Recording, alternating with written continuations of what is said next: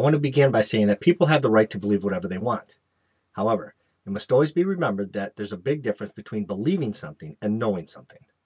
With that said, in order to believe in the Bible, or its version of creationism, you must ignore the scientific conclusions of every single natural science, meaning you must disregard the conclusions of the overwhelming majority of anthropologists, archaeologists, astronomers, astrophysicists, biologists, botanists, cosmologists, evolutionists, genealogists, geologists, paleontologists, all the way to zoologists. Does that make any sense at all?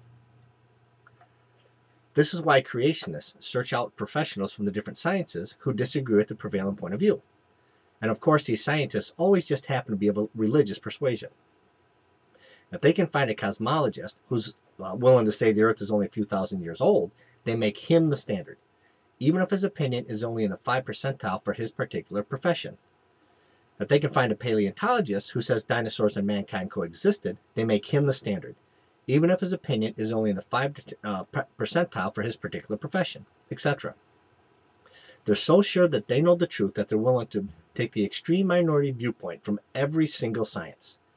But they have to do this because if the conclusions of modern science don't conform to their sacred text, it's modern science that must be wrong, not their sacred text.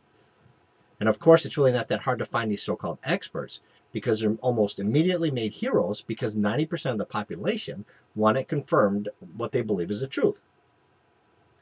Getting back to dinosaurs and mankind coexisting, just think about this. Millions of dinosaur, human, and animal bones have been found over the years, but not one dinosaur bone has ever been found with a knife mark, spear mark, axe mark, sword mark, or any other kind of mark made by a human tool. Not one human bone has ever been found with a dinosaur bite mark on it. Not one modern animal bone has ever been found with a dinosaur bite mark on it. And not one dinosaur bone has ever been found with a modern animal bite mark on it. What are the odds? Now, when it comes to creation, every human must come from one premise or the other.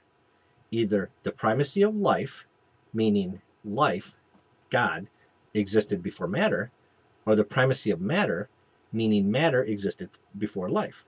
It must be one or the other, period.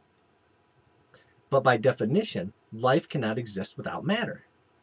However, matter can and does exist everywhere in the universe without life. So which premise is more plausible? In fact, which premise is the only plausible premise? Only a person coming from a religious perspective is willing to not only throw out the conclusions of every single natural science, but throw out the very prerequisite of life in order to maintain their dogmatic paradigm. Thanks for your time.